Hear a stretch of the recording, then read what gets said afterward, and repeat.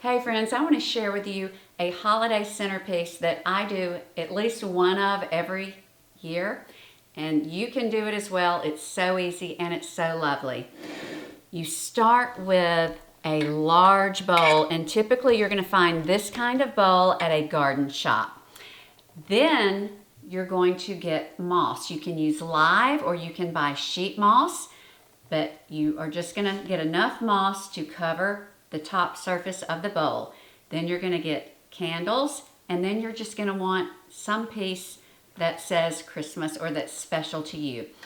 Basically, all you do is you fill the bowl with some sort of filler, whether it's tissue paper, plastic, wrap, anything you can scrunch up to lift everything high where you can then lay your moss to cover what's underneath.